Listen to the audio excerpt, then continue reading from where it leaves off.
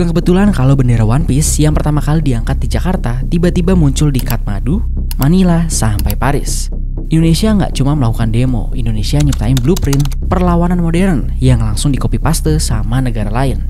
Tapi kenapa sih Indonesia yang jadi trendsetter? Kenapa bukan negara lain yang punya masalah serupa? Apa yang bikin Indonesian model ini begitu powerful banget sampai bisa mempengaruhi cara anak muda dunia melawan pemerintahnya? Tonton video ini sampai habis.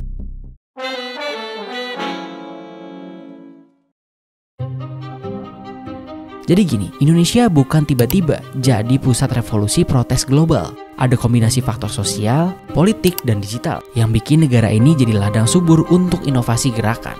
Pertama, gaji DPR 1 juta rupiah, sedangkan upah rakyat cuma 2-5 juta rupiah. Anggaran publik dipotong, dan elit tetap dapat fasilitas mewah. Plus ada tragedi Afan Kurniawan yang jadi simbol ketimpangan. Ini bukan cuma soal Indonesia, setiap negara punya versi elit versus rakyatnya sendiri.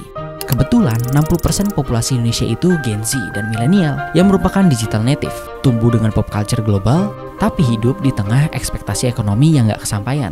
Ditambah lagi ada tradisi kreativitas politik yang udah mengakar sejak reformasi 1998.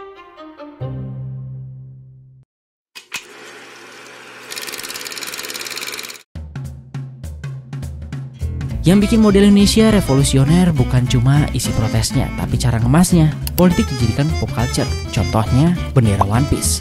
Bukan cuma anime lucu, tapi itu pilihan strategis. One Piece punya lebih dari 520 juta pembaca global. Ceritanya soal perlawanan terhadap world government yang korup. Dan visualnya langsung dikenali lintas budaya. Demo Indonesia jadi pionir dalam meme-ification of politics. Mereka nyiptain banyak template protes yang shareable alias gampang di-repost, scalable atau bisa diadaptasi ke konteks lokal, dan safe, nggak terlalu threatening secara visual tapi tetap powerful. Indonesia juga jadi pionir dalam multi-platform strategi. Instagram buat visual impact, TikTok untuk viral spread, sampai WhatsApp buat koordinasi. Sistem approach yang belum tentu dipakai banyak negara maju sekalipun.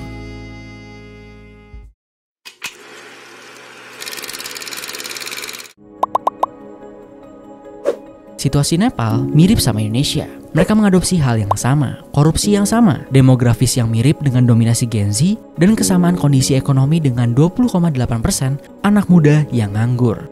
Nepal sendiri benar-benar meng-copy-paste cara Indonesia dengan bendera One Piece, yang hasilnya mereka sendiri menggulingkan pemerintah juga setelah banyaknya korban dalam protes tersebut. Pindah ke Filipina, mereka mengambil core element dari Indonesia yang disesuaikan lagi sama konteks kebutuhan mereka.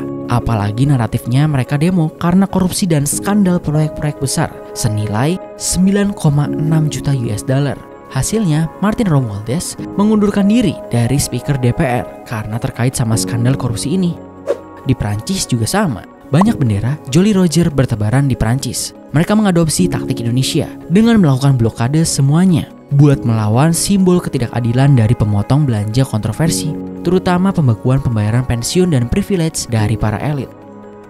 Gimana, familiar kan kondisi tiga negara ini, termasuk apa aja yang mereka perjuangkan?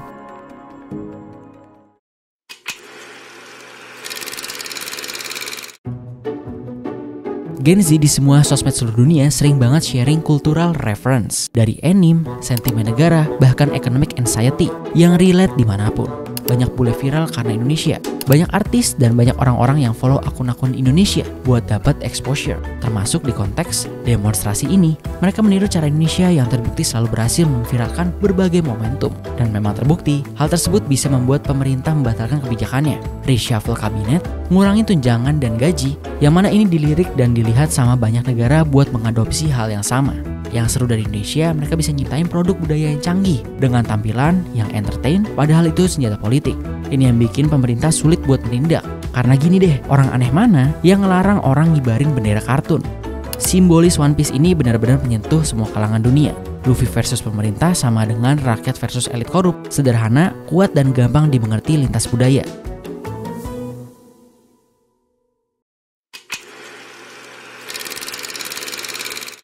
Pola ini sampai dilihat PBB karena viralnya demonstrasi dan korban. PBB sampai turun tangan untuk mendesak Indonesia, Nepal, dan Filipina buat investigasi pelanggaran HAM. Indonesia menjadi titik awal yang revolusioner sekaligus melahirkan solidaritas lintas negara karena para demonstran yang saling mendukung melawan ketimpangan. Dan at the end hasilnya, yang pertama Nepal, Perdana Menteri mundur, larangan media sosial dicabut. Filipina, ketua DPR resign, investigasi korupsi dimulai. Lalu Prancis, kebijakan austerity ditunda dan tekanan reshuffle kabinet meningkat. Di Indonesia, tunjangan DPR dibatalkan, kabinet dirombak, Menku Sri Mulyani diganti.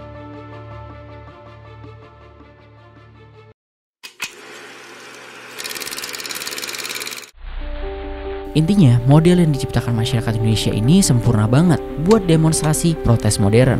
Ada aksesibilitas pop culture plus kecanggihan digital, plus isu universal, plus efektivitas yang terbukti. Hal ini akhirnya bikin negara-negara lain berbondong-bondong meniru dan memodifikasi demonstrasi Indonesia yang berhasil maksa pemerintah mundur dengan metode yang fun. Inovasi kali ini adalah masyarakat Indonesia bisa mengubah budaya protes global yang dinilai brutal jadi perlawanan kreatif. Dari lemparan molotov menjadi meme, dari bentrokan jadi kampanye pink hijau yang viral di mana-mana.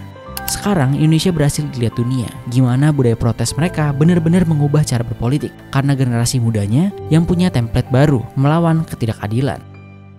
Jadi gimana? Udah tahu kan kenapa Indonesia jadi prototipe dan template revolusi global? Bukan karena demonya yang paling hebat, tapi bisa menciptakan metodologi perlawanan yang paling efektif, kreatif, dan replicable di era digital.